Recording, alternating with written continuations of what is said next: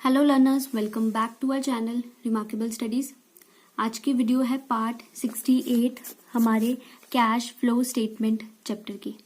आज इस पार्ट में हम एक और इम्पॉर्टेंट क्वेश्चन एक्सरसाइज का जो है वो हम उसे सॉल्व करेंगे, जो है question number 55। TS Grewal book का कैश फ्लो स्टेटमेंट चैप्टर का क्वेश्चन नंबर 55। क्वेश्चन स्टार्ट करने से पहले हम एक बार क्वेश्चन रीड करेंगे कि हमें क्वेश्चन में क्या क्या पर्टिकुलर्स जो हैं वो गिवन है। उसके बाद पहले हम हमारे वर्किंग नोट्स कंप्लीट करेंगे और फिर उसके बाद हम हमारे जो है वो फेयर नोट्स जो है वो कंप्लीट करेंगे। तो चलिए स्टार्ट करते हैं क्वेश्चन को सॉल्व करना। आप देख सकते हैं मैंने यहाँ पर बैलेंस शीट जो है वो उसे ऑलरेडी नोट डाउन किया हुआ है। सबसे पहले देखिए, आपको बैलेंस शीट में गिवन है share holders fund. Share holders fund में आपको गिवन है शेयर कैपिटल। शेयर कैपिटल को हम इंक्लूड करते हैं हमारी फाइनेंसिंग एक्टिविटीज में, जिसे मैंने पार्ट 3 में आपको बताया था। किस आइटम को हम कहाँ पर मेंशन करते हैं कैश फ्लो स्टेटमेंट में, और उस आइटम को मैंने किस पार्ट में समझाया है, ये मैं आपको साथ साथ बताती जाऊंगी। अगर आपको कोई भी डाउट हो तो आप उस पार्ट को जो है वो चेक कर सकते हैं। पार्ट्स का लिंक आपको डिस्क्रिप्शन बॉक्स में भी मिल जाएगा, आप वहां से भी चेक कर सकते हैं, या फिर आप चैनल से प्लेलिस्ट से भी चेक कर सकते हैं। उसके बाद है हमारे पास reserves and surplus. Reserves and surplus में आपको जो है वो नोट नंबर 1 क्वेश्चन में मेंशन है। तो चलिए अब हम पहले नोट नंबर 1 जो है वो उसे चेक करते हैं। रिजर्व्स एंड सरप्लस में आपको गिवन है सरप्लस के balances, that is balance in the statement of profit and loss. इसे हम यूज करेंगे, इस पॉइंट को, हमारी ऑपरेटिंग एक्टिविटीज में, जब हम net profit before tax and extraordinary items जो है वो हम कैलकुलेट करेंगे। कैसे यूज करना है इसे, वो मैंने आपको ऑलरेडी जो है वो पार्ट 5 में इन डिटेल समझाया है। उसके बाद आपको क्वेश्चन में गिवन है non current liabilities. Non current liabilities में आपको गिवन है long term borrowings. Long term borrowings को हम इंक्लूड करते हैं हमारी फाइनेंसिंग एक्टिविटीज में, क्योंकि ये हमारे जो है वो बोरोड कैपिटल का एक पार्ट होते हैं। इसे भी मैंने जो है वो पार्ट 3 में समझाया है। लॉन्ग टर्म बोरिंग्स के लिए आपको जो है वो क्वेश्चन में नोट नंबर मेंशन है, नोट नंबर 2। चलिए अब इसे एक बार चेक करते हैं। लॉन्ग टर्म बोरिंग्स के अंडर आपको गिवन है क्वेश्चन में 12% डिबेंचर्स। डिबेंचर्स को हम इंक्लूड करेंगे हमारी फाइनेंसिंग एक्टिविटीज में, जिसे मैंने आपको पार्ट 3 में बताया था। यहाँ पर आपको डिबेंचर्स के साथ एक प्रीफिक्स भी गिवन है 12% का। इट मीन्स डिबेंचर्स के ऊपर आपको जो है वो 12% का रेट ऑफ इंटरेस्ट जो है वो पे करना है। कैसे पे करते हैं, कैसे कैलकुलेट करते हैं, ये मैंने इन डिटेल समझाया है पार्ट 39 और पार्ट 40 में। आप एक बार ये दोनों पार्ट्स जरूर चेक करें डिटेल एक्सप्लेनेशन के लिए। इस क्वेश्चन में हम इस 12% को कैसे फाइंड आउट करेंगे, ये हम आगे क्वेश्चन में देखेंगे, जब हम क्वेश्चन सॉल्व करना जो है वो स्टार्ट करेंगे, कि हमें क्या कुछ क्वेश्चन में बताया गया है कि कब रेज हुआ है, कब रिडीम हुआ है, बिटवीन द ईयर हुआ है, या फिर स्टार्टिंग या एंड में हुआ है। ये हमें आगे क्वेश्चन को पूरा रीड करने के बाद जो है वो हमें पता चलेगा। उसके बाद आपको क्वेश्चन में गिवन है करंट लायबिलिटीज। करंट लायबिलिटीज में आपको गिवन है short term borrowings and short term provisions. दोनों के लिए ही आपको जो है वो नोट नंबर क्वेश्चन में मेंशन है। तो चलिए इन दोनों नोट्स को हम जो है वो चेक करते हैं। नोट नंबर 3 में शॉर्ट टर्म बोरिंग्स के अंदर आपको गिवन है बैंक ओवरड्राफ्ट। बैंक ओवरड्राफ्ट को हम जो है वो इंक्लूड करते हैं हमारी फाइनेंसिंग एक्टिविटीज में। ये भी मैंने आपको इन डिटेल पार्ट 3 में जो है वो समझाया था कि हम इसे फाइनेंसिंग एक्टिविटीज में क्यों इंक्लूड करते हैं। करंट लायबिलिटीज के अंडर ही आपको गिवन होता है, बट आपको इसे जो है वो फाइनेंसिंग एक्टिविटीज में ही जो है वो ट्रीट करना है। कुछ और आइटम्स होती हैं बैंक ओवरड्राफ्ट के अलावा जो हमें गिवन करंट लायबिलिटीज के अंडर होती हैं, बट हमें उन्हें भी जो है वो फाइनेंसिंग एक्टिविटीज में ही लिखना होता है। तो वो मैंने पार्ट 3 में बताया है, आप एक बार जो है वो पार्ट 3 जरूर चेक करें। इसके अलावा बैंक ओवरड्राफ्ट को हम कैसे क्वेश्चन में सॉल्व करते हैं, इसका अकाउंट कैसे बनाते हैं, ये मैंने इन डिटेल जो है वो पार्ट 60 क्वेश्चन नंबर 47 में जो है वो समझाया है। तो आप इस पार्ट को भी एक बार जरूर चेक करें। उसके बाद आपको गिवन है क्वेश्चन में short term provisions. Short term provisions में गिवन है प्रोविजन फॉर टैक्सेशन। ये भी मैंने आपको इन डिटेल समझाया है पार्ट 9 में, that you have to prepare a separate account for provision for taxation whenever the balances of provision for taxation are given in your question. आपको provision for taxation के balances given है तो आपको इसका account बनाना ही पड़ेगा अपने question में। इसे हम यूज करते हैं हमारी ऑपरेटिंग एक्टिविटीज में। चलिए, हमारी लायबिलिटी साइड कंप्लीट हो गई है। अब चलते हैं एसेट साइड की तरफ। एसेट्स में हमें सबसे पहले गिवन है फिक्स्ड एसेट्स। फिक्स्ड एसेट्स में आपको गिवन है tangible assets and intangible assets. इन दोनों के लिए ही आपको जो है वो नोट नंबर क्वेश्चन में मेंशन है। तो चलिए इनके नोट्स टू अकाउंट जो है वो चेक करते हैं। टेंजिबल एसेट्स के अंडर आपको गिवन है मशीनरी और साथ में आपको मशीनरी के एक्यूमुलेटेड डेप्रिसिएशन के बैलेंसेस भी गिवन है। मशीनरी को हम इंक्लूड करते हैं हमारी इन्वेस्टिंग एक्टिविटीज में। इसे भी मैंने जो है वो पार्ट 3 में आपको समझाया था। क्योंकि अब यहाँ पर एक्यूमुलेटेड डेप्रिसिएशन के बैलेंसेस गिवन है तो इट मीन्स मैंने आपको पार्ट 31 में जो डेप्रिसिएशन का ट्रीटमेंट समझाया था कि हमें एक्यूमुलेटेड डेप्रिसिएशन का एक सेपरेट अकाउंट प्रिपेयर करना पड़ेगा, उसे हम जो है वो यहाँ पर क्वेश्चन में जो है वो यूज करेंगे। पार्ट 31 में जो मैंने आपको ट्रीटमेंट नंबर 2 समझाया था डेप्रिसिएशन का। आगे आपको इनटेंजिबल एसेट्स गिवन है। इनटेंजिबल एसेट्स में आपको जो है वो गिवन है गुडविल। गुडविल के अकाउंट की डिटेल्ड एक्सप्लेनेशन जो है वो मैंने आपको समझाई है पार्ट 21 में, जिसमें हमने क्वेश्चन नंबर 12 जो है वो सॉल्व किया था। गुडविल का अकाउंट किस तरह से बनता है, गुडविल की वैल्यू इंक्रीज हो रही है, डिक्रीज हो रही है, तो हम उसे किस तरह से जो है वो एडजस्ट करते हैं, ये मैंने इस पार्ट में जो है वो समझाया है। तो गुडविल को हम हमारी ऑपरेटिंग एक्टिविटीज में भी ट्रीट कर सकते हैं या फिर हम इसे इन्वेस्टिंग एक्टिविटीज में भी जो है वो ट्रीट कर सकते हैं। दोनों में से एक एक्टिविटी में जो है वो हम गुडविल को लिखते हैं। किस में आएगा वो हम जब गुडविल का पॉइंट सॉल्व करेंगे तब मैं आपको जो है वो साथ ही में एक्सप्लेन कर दूंगी।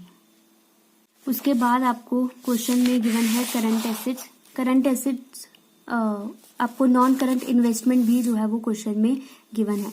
नॉन करंट इन्वेस्टमेंट को हम जो है वो हमारी इन्वेस्टिंग एक्टिविटीज में ही जो है वो इंक्लूड करते हैं। इन्वेस्टिंग नॉन करंट इन्वेस्टमेंट का अकाउंट किस तरह से बनता है या फिर हम इसे जो है वो सॉल्व किस तरह से करते हैं, इसकी डिटेल्ड एक्सप्लेनेशन आपको पार्ट 35 क्वेश्चन नंबर 24 से जो है वो मिल जाएगी। कोई भी कंफ्यूजन हो तो आप इस पार्ट को जो है वो जरूर चेक करें।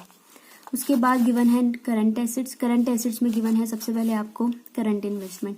इसे हम लास्ट में अपने क्वेश्चन में जो है वो यूज करेंगे जब हमें ओपनिंग और क्लोजिंग बैलेंसेस लिखने होते हैं कैश एंड कैश इक्विवेलेंट्स के। सो करंट इन्वेस्टमेंट के लिए आप एक बार पार्ट 57 क्वेश्चन नंबर 44 जो है वो जरूर चेक करें। मैंने इन डिटेल जो है वो इस पार्ट में समझाया है कि करंट इन्वेस्टमेंट क्या होती है, हम इसे कैश एंड कैश इक्विवेलेंट्स में क्यों इंक्लूड करते हैं। उसके बाद आपको गिवन है इन्वेंट्रीज। इन्वेंट्रीज को हम इंक्लूड करेंगे हमारी ऑपरेटिंग एक्टिविटीज में जब हम एडजस्टमेंट फॉर वर्किंग कैपिटल जो है वो सॉल्व करेंगे। WC means working capital. इसे मैंने इन डिटेल जो है वो पार्ट 7 में समझाया है। फिर उसके बाद आपको गिवन है कैश एंड कैश इक्विवेलेंट्स। इसे भी हम जो है वो एट दी एंड जो है वो अपने क्वेश्चन में यूज करेंगे जब हमने अपना क्वेश्चन कंप्लीट करना है। इन्वेंट्रीज के साथ आपको एक नोट नंबर भी क्वेश्चन में मेंशन है। चलिए एक बार इसे भी चेक करते हैं। इन्वेंट्रीज में आपको गिवन है stock in trade. Stock in trade के आपको ओपनिंग और क्लोजिंग बैलेंसेस जो है वो क्वेश्चन में गिवन है, तो आपको बस इन्हें कंपेयर करना है, प्लस या माइनस फिर हमें अपने क्वेश्चन में से जो है वो करना पड़ेगा। इसके अलावा आपको कुछ एडिशनल इन्फॉर्मेशन भी जो है वो क्वेश्चन में गिवन है। सबसे पहले आपको बताया गया है 50,000 12% डिबेंचर्स वर इशूड ऑन 31 मार्च 2016। 50,000 के हमने नए डिबेंचर्स जो हैं वो इशू करे हैं 31 मार्च 2016 को। इसे हम अकाउंट प्रिपेयर करेंगे, फिर हम इसे वहां पर एडजस्ट करेंगे, प्लस इस पॉइंट को हम इंटरेस्ट ऑन डिबेंचर्स कैलकुलेट करने के लिए भी हम जो है वो यूज करेंगे। उसके बाद आपको एक और एडजस्टमेंट गिवन है। During the year, a piece of machine costing 40,000 on which accumulated depreciation was 20,000 was sold at a loss of 75,000। इसका भी हम वर्किंग नोट प्रिपेयर करेंगे और फिर उसमें समझेंगे कि हम इसे किस तरह से जो है वो सॉल्व करेंगे। तो चलिए, अब मैंने आपको सभी पॉइंट्स जो है वो समझा दिए हैं कि हमने किस पॉइंट को कहाँ पर जो है वो यूज़ करना है। अब हम जो है वो हमारे वर्किंग नोट्स को प्रिपेयर करना जो है वो स्टार्ट करते हैं। सबसे पहले हम सॉल्व करेंगे net profit before tax and extra ordinary items को। फर्स्ट वर्किंग नोट, यहाँ पर आपको इसे सॉल्व करना है जैसा मैंने आपको पार्ट 5 में पॉइंट नंबर 3 जो है वो बताया था, क्योंकि हमें यहाँ पर जो है वो surplus that is balance in statement of profit and loss के जो बैलेंसेस हैं वो नोट्स टू अकाउंट में गिवन है। नोट्स टू अकाउंट में दिए हो या फिर बैलेंस शीट के अंदर गिवन हो तो आपको पॉइंट नंबर 3 ही जो है वो क्वेश्चन में यूज करना होता है। तो आपको सबसे पहले यहाँ पर लिखना है net profit as per profit and loss. उसके बाद लिखते हैं हम यहाँ पर opening balance of profit and loss. फिर हम यहाँ पर आना था closing balance of profit and loss. फिर हम माइनस करते हैं इसमें से opening balance of profit and loss. Closing balance देखिए आपको क्वेश्चन में गिवन है 1,25,000 का, और क्लोजिंग बैलेंस ओपनिंग बैलेंस आपको क्वेश्चन में गिवन है 50,000। क्लोजिंग बैलेंस गिवन है 1,25,000 और ओपनिंग बैलेंस गिवन है 50,000, तो ये आ जाएगा यहाँ पर 75,000। अब कुछ आइटम्स हम यहाँ पर प्लस करते हैं और कुछ हम माइनस करते हैं। क्या प्लस माइनस करना है ये खुद ही आपको जो है वो अपने क्वेश्चन में फाइंड आउट करना होता है। आपको क्वेश्चन में देखिए प्रोविजन फॉर टैक्सेशन के बैलेंसेस जो हैं वो गिवन है, तो हमें इसका अकाउंट प्रिपेयर करना है। डिटेल्ड एक्सप्लेनेशन पार्ट 9 से आपको मिल जाएगी। सबसे पहले by balance brought down, opening balance है 62500। उसके बाद 2 balance carried down, closing balance आपको गिवन है 1 लाख।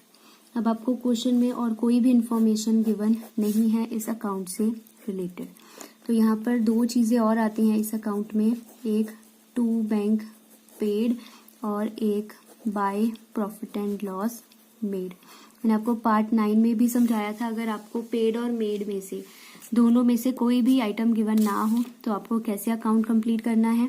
जो ओपनिंग बैलेंस है वो हमारा पेड बन जाएगा और जो क्लोजिंग बैलेंस है वो हमारा मेड बन जाएगा। जस्ट आपको बैलेंसेस को जो है वो शफल कर देना है। ये 625 चला जाएगा इस साइड पर और ये 1 लाख चला जाएगा इस साइड पर, और हमारा जो ये अकाउंट है वो कंप्लीट हो गया है। दोनों साइड का टोटल लिख लीजिए 162500। जो ये है 2 बैंक पेड, इसे हम ऑपरेटिंग एक्टिविटीज में से माइनस करते हैं जब हम लास्ट में सॉल्व करते हैं माइनस टैक्स पेड।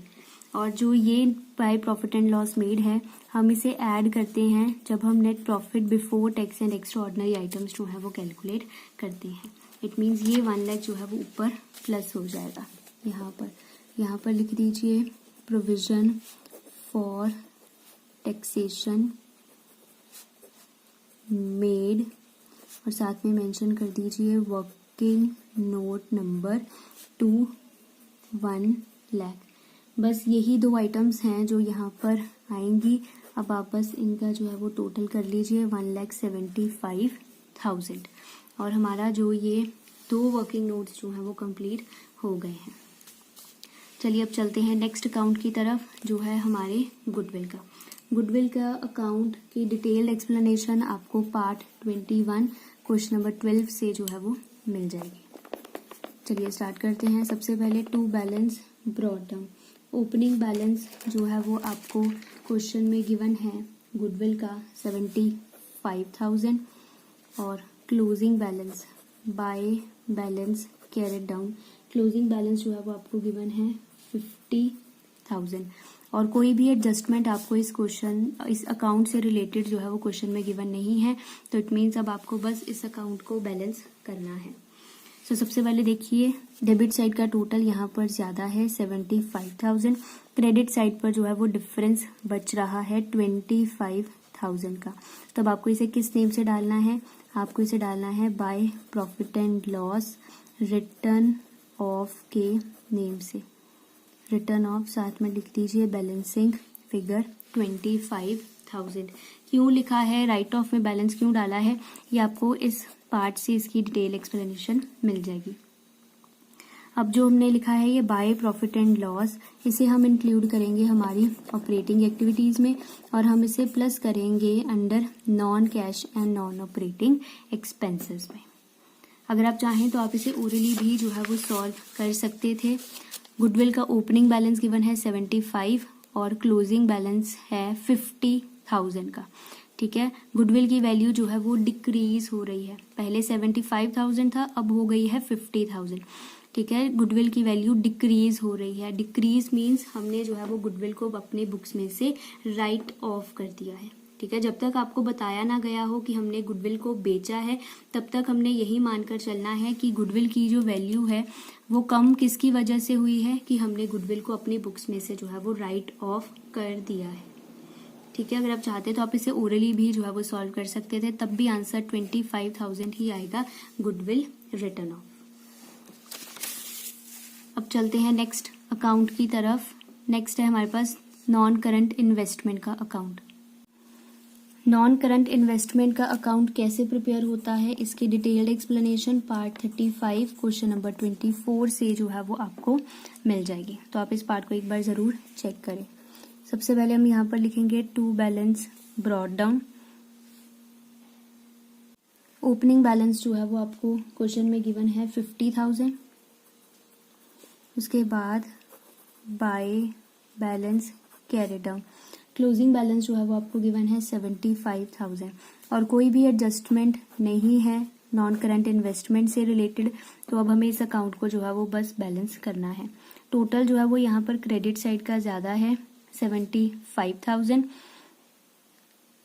और डिफरेंस जो है वो डेबिट साइड पर जो है वो बच रहा है 25,000 का। तो अब आपको इसे यहाँ पर किस नेम से डालना है, हम इसे डालेंगे टू बैंक परचेज के नेम से, कि हमने कुछ इन्वेस्टमेंट जो है वो परचेज करी है। साथ में लिख दीजिए बैलेंसिंग फिगर और आपका जो अकाउंट है वो कंप्लीट हो गया है। किसी भी एसेट के अकाउंट में डेबिट साइड पर तीन चीजें ही आ सकती हैं, एक बैलेंस ओपनिंग बैलेंस जो होता है, टू बैंक परचेज और बाय और टू बैंक परचेज और to profit and loss profit on sale. अब हमने क्वेश्चन में कुछ भी बेचा नहीं है तो हम प्रॉफिट एंड लॉस में जो है वो बैलेंस नहीं डाल सकते, तो एक ही आइटम बची टू बैंक परचेज, तो हमने इसमें जो है वो बैलेंस को डाल दिया। आप चाहें तो आप इसे ओरली भी जो है वो सॉल्व कर सकते थे। ओपनिंग बैलेंस है नॉन करंट इन्वेस्टमेंट का 50,000 और क्लोजिंग है 75,000। इन्वेस्टमेंट की वैल्यू जो है वो यहाँ पर इंक्रीज हो रही है। इंक्रीज होने का मतलब है कि हमने नई इन्वेस्टमेंट जो है वो खरीदी होगी। हमारे पास पहले 50,000 थी अमाउंट, अब हो गई है 75,000। इट मीन्स हमने नई इन्वेस्टमेंट जो है वो खरीदी है। ठीक है, नई इन्वेस्टमेंट हमने परचेज करी है, तभी उसकी वैल्यू जो है वो बढ़ेगी। यहाँ से भी डिफरेंस 25,000 ही पता चलेगा और अकाउंट से भी आपको जो है वो 25,000 ही पता चलेगा। अब जो ये टू बैंक परचेज हमने लिखा है, हम इसे इंक्लूड करेंगे हमारी इन्वेस्टिंग एक्टिविटीज में और हम इसे जो है वो as a outflow negative sign के साथ जो है वो शो करेंगे, क्योंकि परचेज करने से हमें जो है वो पेमेंट करनी पड़ी होगी, तो बिजनेस में से आउटफ्लो होगा कैश एंड कैश इक्विवेलेंस का। अब चलिए प्रिपेयर करते हैं नेक्स्ट वर्किंग नोट जो है मशीनरी और एक्यूमुलेटेड डेप्रिसिएशन का। ये मैंने दोनों अकाउंट्स कैसे प्रिपेयर करे हैं, इसकी डिटेल्ड एक्सप्लेनेशन आपको पार्ट 31 से जो है वो मिल जाएगी। तो सबसे पहले हमें यहाँ पर लिखना है to balance brought down. Opening balance जो है वो आपको क्वेश्चन में गिवन है 522,500 और closing balance by balance carried down आपको जो है वो क्वेश्चन में गिवन है 837,500। उसके बाद हमें बनाना है एक्यूमुलेटेड डेप्रिसिएशन का अकाउंट। यहाँ आएगा bye balance brought down. Opening balance जो है वो आपको क्वेश्चन में गिवन है 70,000 और to balance carried down. Closing balance आपको क्वेश्चन में गिवन है 105,000। अब आपको एडिशनल इंफॉर्मेशन में कुछ एडजस्टमेंट गिवन है मशीन से रिलेटेड, उसे अब रीड करते हैं। Second point, during the year a machine costing 40,000। Machine की कॉस्ट कितनी है?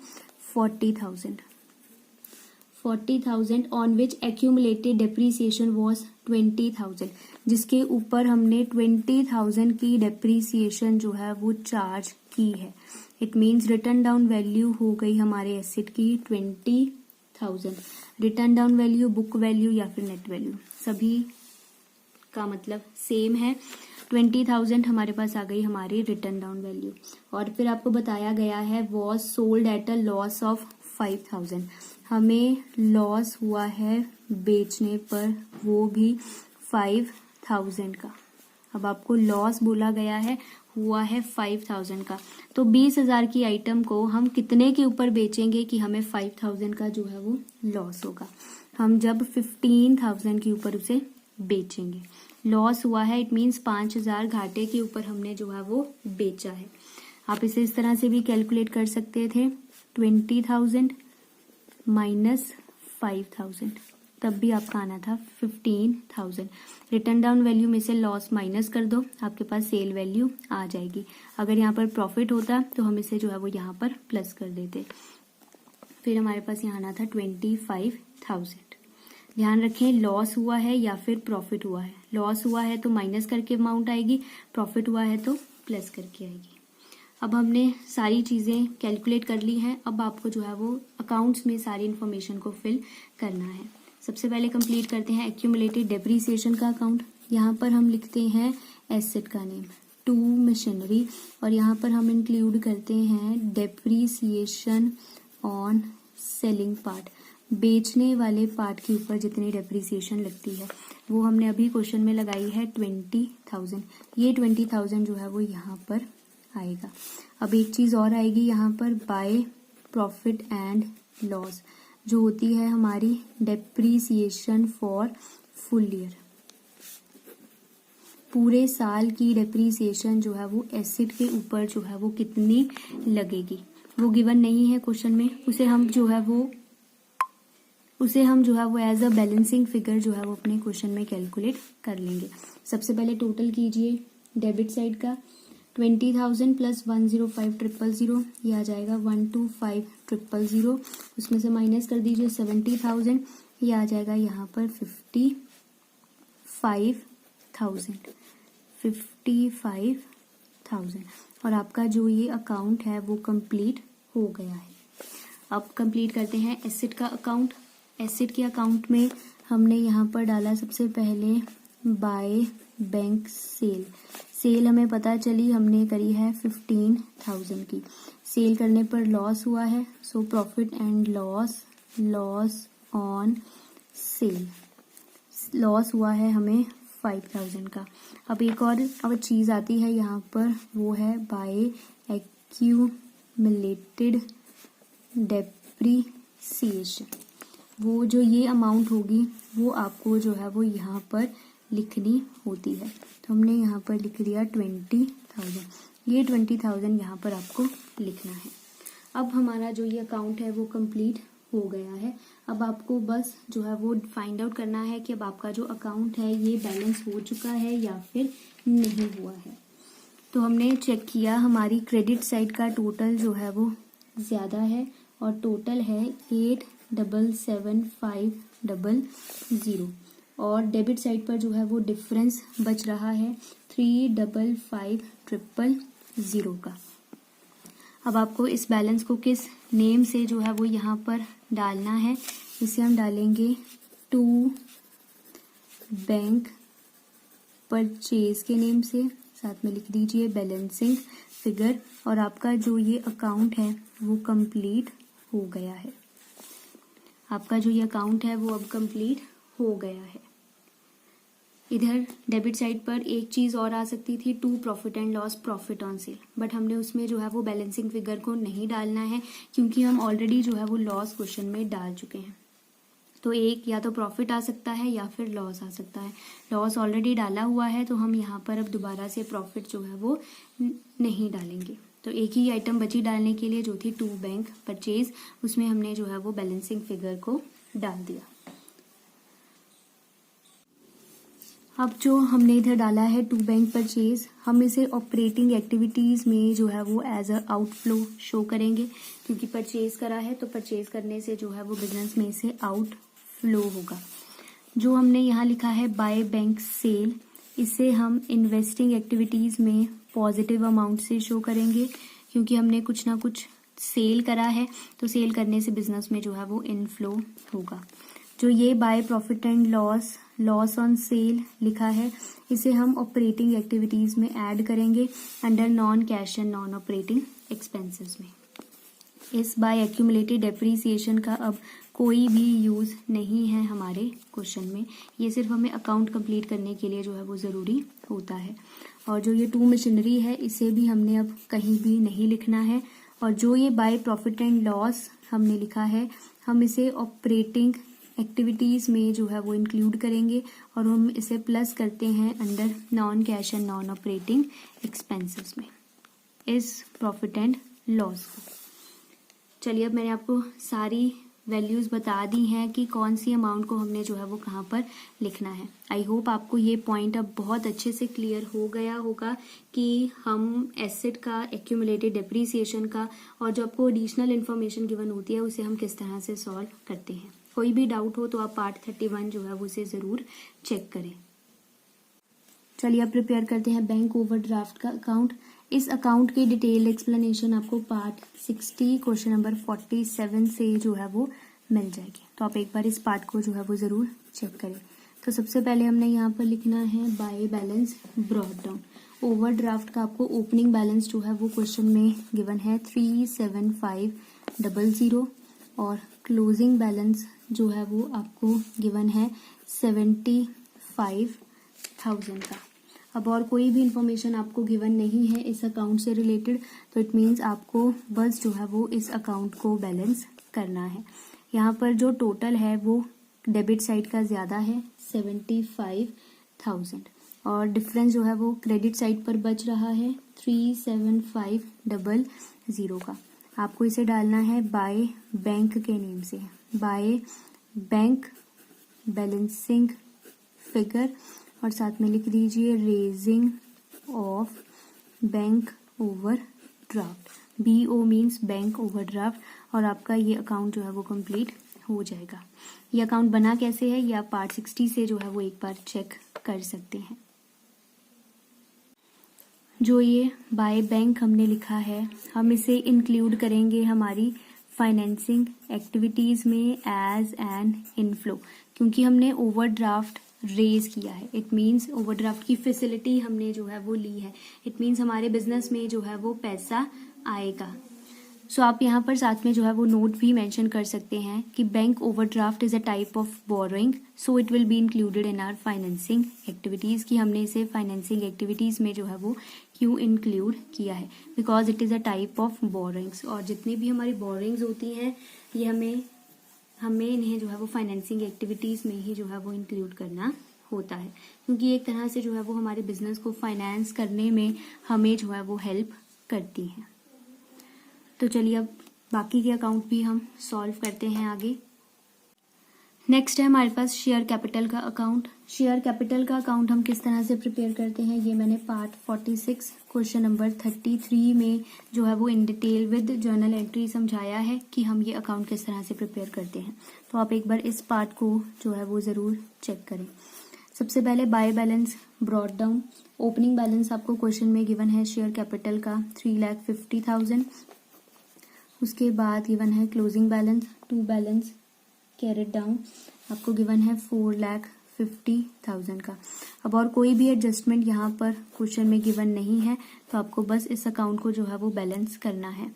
टोटल जो है वो यहाँ पर डेबिट साइड का ज्यादा है 4,50,000 और क्रेडिट साइड पर डिफरेंस बच रहा है 1 लाख का। तो हम इसे डाल देंगे बाय बैंक के नेम से, बाय बैंक बैलेंसिंग फिगर, और ब्रैकेट में लिख दीजिए रेजिंग ऑफ शेयर कैपिटल। और आपका ये अकाउंट जो है वो कंप्लीट हो गया है 4,50,000। जो ये हमने बाय बैंक लिखा है यहाँ पर, इसे हम इंक्लूड करेंगे हमारी फाइनेंसिंग एक्टिविटीज़ में as an inflow positive amount के साथ, क्योंकि हमने जो है वो बिजनेस में जो है वो पैसा रेज किया है। बिजनेस में पैसा हमने शेयर्स इशू करे हैं, तो शेयर्स इशू करने के बदले जो है वो हम पब्लिक से पैसा जो है वो रिसीव करेंगे। तो इट मीन्स हमारे बिजनेस में जो है वो इनफ्लो होगा कैश एंड कैश इक्विवेलेंट्स का। अब चलिए प्रिपेयर करते हैं 12% डिबेंचर्स का अकाउंट, और इसी के साथ ही हम इंटरेस्ट कितना पे करेंगे डिबेंचर्स के ऊपर उसे भी हम जो है वो साथ ही में फाइंड आउट कर लेंगे। डिबेंचर्स का अकाउंट हम किस तरह से प्रिपेयर करते हैं ये भी मैंने in detail part 46 question number 33 में जो है वो समझाया है, आपको यहाँ से क्लियर हो जाएगा। सबसे पहले हमने लिखना है बाय बैलेंस ब्रॉट डाउन।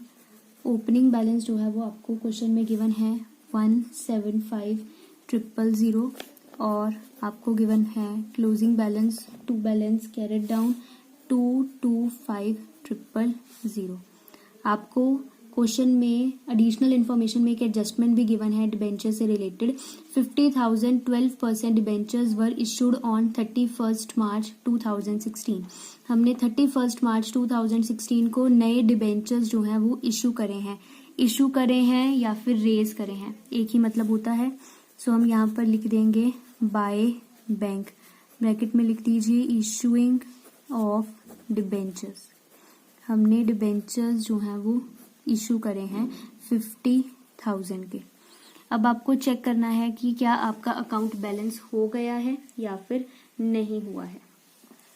इस साइड का टोटल कीजिए, इस साइड का टोटल बन रहा है 225,000 और इस साइड का भी टोटल है 225,000।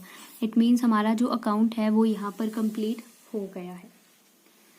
अब बात करते हैं, अब जो ये हमने लिखा है बाय बैंक, इसे हम इंक्लूड करेंगे हमारी फाइनेंसिंग एक्टिविटीज में और हम इसे जो है वो पॉजिटिव अमाउंट के साथ जो है वो हम इसे शो करेंगे, क्योंकि हमने पैसा रेज किया है, डिबेंचर्स इशू करे हैं, तो इन रिटर्न हम जो है वो पैसा रिसीव करेंगे।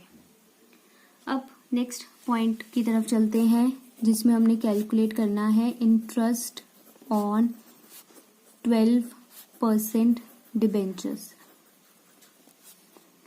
अब देखिए, आपको हमें इस अकाउंट से ये पता चला कि 50,000 के डिबेंचर्स जो हैं वो हमने इशू करे हैं, ठीक है। और साथ में आपको जो है वो क्वेश्चन में डेट भी बताई गई है कि हमने 31 मार्च 2016 को जो है वो नए डिबेंचर्स इशू किए हैं। इट मीन्स कि 2016 जो है वो हमारा क्लोजिंग ईयर है।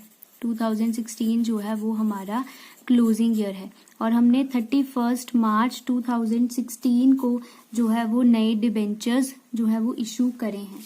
ध्यान से देखिए, 31 मार्च 2015 हमारा ओपनिंग ईयर है और 31 मार्च 2016 जो है वो हमारा क्लोजिंग ईयर है। अब हमें क्वेश्चन में बताया गया है कि हमने 31 मार्च 2016 को जो है वो नए डिबेंचर्स इशू करे हैं। इट मीन्स हमने जो डिबेंचर्स हैं वो एट दी एंड जो है वो इशू करे हैं। तो जब भी हम एट दी एंड नए डिबेंचर्स इशू करते हैं तो इंटरेस्ट हमें जो है वो हमेशा हमारे ओपनिंग बैलेंस के ऊपर जो है वो लगाना होता है। तो अब देखिए, आपका ओपनिंग बैलेंस आपको कितना गिवन है डिबेंचर्स का, 1,75,000। 1,75,000 के ऊपर जो है वो आपको 12% का इंटरेस्ट जो है वो कैलकुलेट करना है, जो आपका आएगा 21,000। ये है आपके इंटरेस्ट की अमाउंट जो आपको आपके क्वेश्चन में एडजस्ट करनी है। अगर क्वेश्चन में बताया गया है कि हमने at the and debentures issue करे हैं तो आपको ओपनिंग बैलेंस के ऊपर जो आपका ओपनिंग बैलेंस होगा आपको क्वेश्चन में गिवन, जैसे यहाँ पर 1,75,000 आपको डिबेंचर्स का ओपनिंग बैलेंस गिवन है, तो आपको इसके ऊपर जो है वो परसेंटेज को लगाना है। अगर एट द बिगिनिंग हम डिबेंचर्स इशू करें तो आपको क्लोजिंग बैलेंस के ऊपर जो है वो इंटरेस्ट कैलकुलेट करना होता है। कोई डाउट हो डिटेल्ड एक्सप्लेनेशन पार्ट 39 और 40 से जो है वो मिल जाएगी। मैंने इन डिटेल जो है वो इस पॉइंट को सॉल्व करवाया है विद एग्जांपल्स, तो आप यहाँ इन दोनों पार्ट्स को जो है वो एक बार जरूर चेक करें। अब जो ये 21,000 है, इसे आपको दो जगह पर जो है वो एडजस्ट करना है अपने क्वेश्चन में। एक तो आपको इसे ऑपरेटिंग एक्टिविटीज में प्लस करना है under non cash and non operating expenses, plus दूसरा आपको इसे फाइनेंसिंग एक्टिविटीज में से जो है वो माइनस करना है। चलिए लर्नर्स, अब हमने सभी वर्किंग नोट्स जो हैं वो इन डिटेल प्रिपेयर कर लिए हैं। अब हम जो है वो हमारे फेयर नोट्स को प्रिपेयर करना जो है वो हम स्टार्ट करते हैं। सबसे पहले जब भी आपको क्वेश्चन स्टार्ट करना है तो सबसे पहले आपको ऊपर लिखना है cash flow statement for the year ending 31 मार्च। यहाँ पर आपको साथ में मेंशन करना होता है अपना क्लोजिंग ईयर। क्लोजिंग ईयर हमें क्वेश्चन में गिवन है 2016। सबसे पहले हम यहाँ पर प्रिपेयर करते हैं cash flow from operating activities को। इसे हमने दिया है ए नाम। इसमें हम सबसे पहले कैलकुलेट करते हैं net profit before tax and extra ordinary items. इसे हमने कैलकुलेट किया है हमारे वर्किंग नोट नंबर 1 में, जिसका आंसर है 1,75,000। उसके बाद हम जो है वो यहाँ पर ऐड करते हैं non cash and non operating expenses को। अब ये आपको खुद ही क्वेश्चन में ढूंढने हैं कि आपको कौन कौन से नॉन कैश या नॉन ऑपरेटिंग एक्सपेंसेस गिवन है। सबसे पहले आपको गिवन, हमने यहाँ पर आपको लिखना है डेप्रीसिएशन ऑन मशीन। हमने मशीन के ऊपर डेप्रीसिएशन चार्ज की है 55,000 की।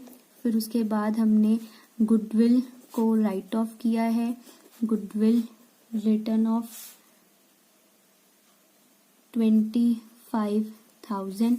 उसके बाद loss on cell of machine 5,000।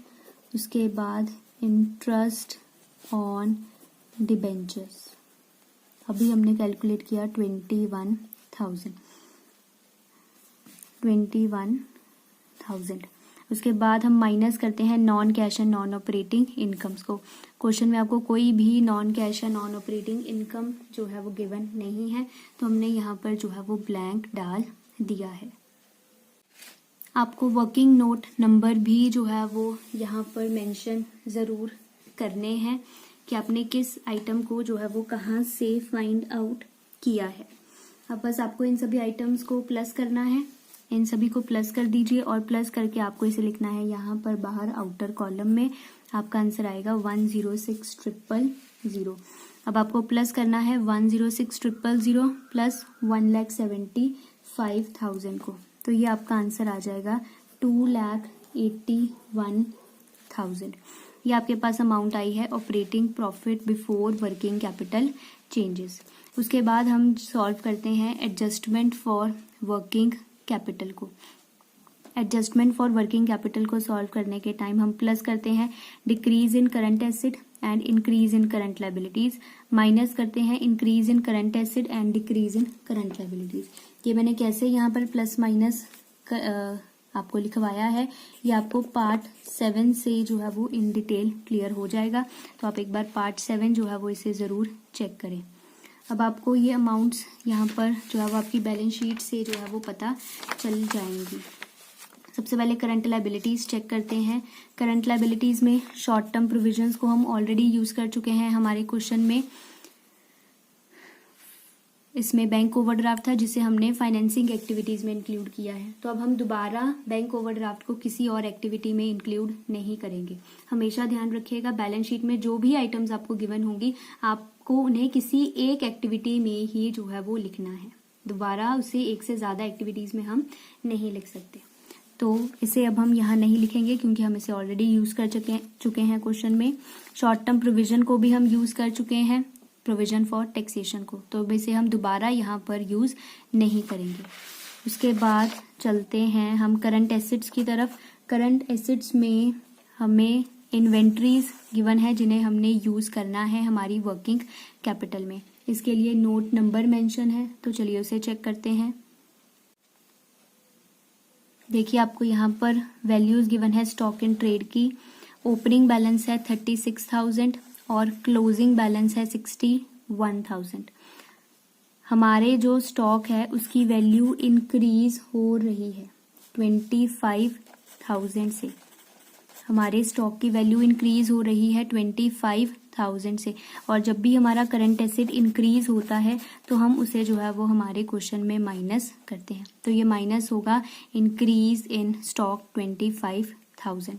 कैसे ये माइनस होगा ये आपको पार्ट 7 से जो है वो क्लियर हो जाएगा। तो आप एक बार पार्ट 7 जो है वो जरूर चेक करें। आप देख सकते हैं मैंने यहाँ पर मेंशन कर दिया है इंक्रीज इन स्टॉक 25,000। माइनस करना है तो हमने इसे जो है वो नेगेटिव साइन के साथ जो है वो लिखा है। यही एक अमाउंट है तो मैंने इसे लिख दिया यहाँ पर बाहर आउटर कॉलम में। अब आपको माइनस करना है इसे इस 2,81,000 में से और आपके पास यहाँ पर आंसर आएगा 2,56,000। 2,56,000 ये अमाउंट आपके पास आई है कैश जनरेटेड फ्रॉम ऑपरेशंस। इसमें से हम माइनस करते हैं माइनस टैक्स पेड। ये हमने फाइंड आउट किया था हमारे वर्किंग नोट नंबर 2 से। तो यहाँ पर आ जाएगा 62500। इसे हम यहाँ से जो है वो माइनस करेंगे। दोनों को माइनस करने के बाद हमारे पास अमाउंट आएगी cash flow before extraordinary items की। सो यहाँ पर जो है वो हमारे पास अमाउंट आएगी 193500 पॉजिटिव में। अब इसके बाद हम यहाँ पर प्लस माइनस करते हैं एक्स्ट्राऑर्डिनरी आइटम्स को, प्लस करते हैं एक्स्ट्राऑर्डिनरी इनकम्स को और माइनस करते हैं एक्स्ट्राऑर्डिनरी एक्सपेंसेस को जिनकी वैल्यू क्वेश्चन में गिवन नहीं है। तो यही हमारा फाइनल आंसर होगा 193500 cash flow from operating activities. Positive में आया है तो हमने लिखा है कैश फ्लो फ्रॉम। नेगेटिव में आता तो cash used in operating activities जो था वो इसका आंसर आना था। अब इसके बाद बी पार्ट प्रिपेयर करते हैं cash flow from investing activities.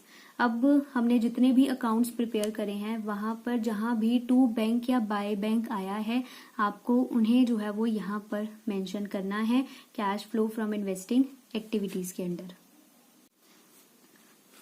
आप देख सकते हैं 3 आइटम्स ही आएंगी यहाँ पर और मैंने तीनों आइटम्स को जो है वो यहाँ पर मेंशन कर दिया है। अब आपको सिर्फ इनको प्लस माइनस करना है और फाइनल अमाउंट जो है वो आउटर कॉलम में लिखनी है।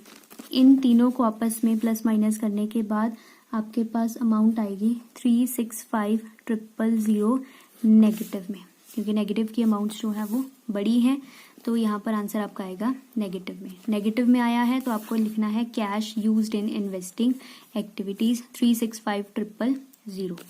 अब सॉल्व करते हैं last activity cash flow from financing activities. इसके भी हमने जितने अकाउंट्स बनाए हैं जहां पर भी टू बैंक या बाय बैंक आया है आपको उन्हें जो है वो यहाँ पर मेंशन करना है। आप देख सकते हैं मैंने यहाँ पर सभी आइटम्स को मेंशन कर दिया है। अब आपको बस इन सब का टोटल करना है और उन्हें यहाँ पर लिखना है आउटर कॉलम में। इन सब का टोटल करने के बाद आपके पास फाइनल अमाउंट आएगी 1,66,500। ये आई है पॉजिटिव में तो हमने लिखा है cash flow from financing activities. अगर नेगेटिव में आता तो हमने लिखना था cash used in financing activities. तो अब तीनों एक्टिविटीज हमने सॉल्व कर ली हैं। अब चलते हैं नेक्स्ट पार्ट की तरफ। नेक्स्ट हम यहाँ पर कैलकुलेट करते हैं नेट इंक्रीज और decrease in cash and cash equivalents और इसे हम कैलकुलेट करते हैं A plus B plus C। तीनों एक्टिविटीज जो हमने सॉल्व करी हैं उन तीनों का हम जो है वो टोटल करते हैं। जैसे मैं आपको यहाँ पर लिख के बताती हूँ। हमने करना है यहाँ पर A plus B plus C। A means cash flow from operating activities जिसका आंसर आया है 193500। उसके बाद B point cash flow from investing activities जिसका आंसर आया है 365,000 नेगेटिव में। उसके बाद cash flow from financing activities जिसका आंसर आया है 1,66,500। अब आपको सिर्फ इस इक्वेशन को जो है वो सॉल्व करना है। ये प्लस माइनस माइनस हो जाएगा और आपके पास आपका आंसर बचेगा 5,000 नेगेटिव में।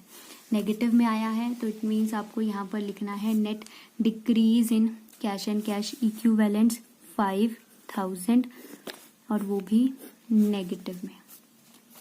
फिर उसके बाद हम यहाँ पर प्लस करते हैं opening balance of cash and cash equivalents. आपको क्वेश्चन में देखिए एक गिवन है current investment cash and cash equivalents में, और प्लस आपको गिवन है साथ ही में, और आपको गिवन है कैश एंड कैश इक्विवेलेंट्स।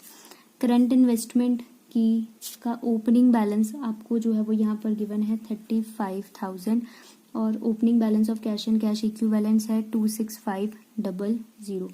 आपको इन दोनों का टोटल करना है, इन दोनों का टोटल आएगा 61500, और वो आपको यहाँ पर लिखना है बाहर आउटर कॉलम में।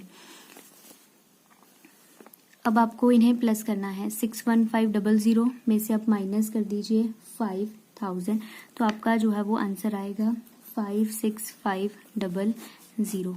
अब आपको अपना जो ये आंसर है वो वेरीफाई करना है, क्योंकि ये जो आंसर आया है ये closing balance of cash and cash equivalents के जो है वो इक्वल आना चाहिए जो आपको बैलेंस शीट में गिवन है। तो आपको क्लोजिंग बैलेंस लिखना है कैश एंड कैश इक्विवेलेंट्स का। तो आपको क्वेश्चन में एक गिवन है करंट इन्वेस्टमेंट और दूसरा कैश एंड कैश इक्विवेलेंट्स।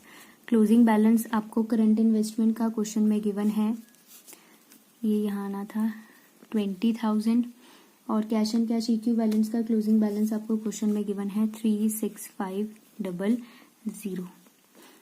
दोनों का टोटल कीजिए, 20,000 प्लस 36500 आएगा 56500 के इक्वल। इट मीन्स आपका जो आंसर है वो बिल्कुल ठीक है। जो आपका ये आंसर आया है ये closing balance of cash and cash equivalents के इक्वल है। तो इट मीन्स आपका आंसर जो है वो 100% जो है वो ठीक है। ये आप यहाँ लिख लें इस कॉलम में। और आपका जो ये क्वेश्चन है वो कंप्लीट हो चुका है। करंट इन्वेस्टमेंट का पॉइंट और अच्छे से समझना हो तो आप एक बार जो है वो पार्ट 57 जिसमें क्वेश्चन नंबर 44 सॉल्व किया है उसे एक बार चेक जरूर करें, आपको और अच्छे से जो है वो क्लियर हो जाएगा। आई होप लर्नर्स आपको अब ये क्वेश्चन बहुत ही अच्छे से क्लियर हो चुका होगा। मैक्सिमम पॉइंट कैश फ्लो के अब आपको जो है वो क्लियर हो चुके होंगे, क्योंकि हम 55 क्वेश्चन जो है वो सॉल्व कर चुके हैं एक्सरसाइज के। सो लर्नर्स इस पार्ट में इतना ही। अगर आपको अभी भी कोई डाउट है इस क्वेश्चन से रिलेटेड या फिर किसी भी पॉइंट में अकाउंट में कोई प्रॉब्लम है तो आप मुझे कमेंट करके ज़रूर बताइए कि आपका डाउट क्या है, ताकि मैं आपका जो डाउट है उसे जल्दी से जल्दी जो है वो दूर कर पाऊँ। चलिए लर्नर्स, अगर आपने अभी तक चैनल सब्सक्राइब नहीं किया है तो आप इसे सब्सक्राइब ज़रूर कर लें, वीडियो को लाइक ज़रूर करें और शेयर ज़रूर करें, और मुझे कॉमेंट करके ज़रूर बताएं आपको ये वीडियो कैसी लगी। Thank you.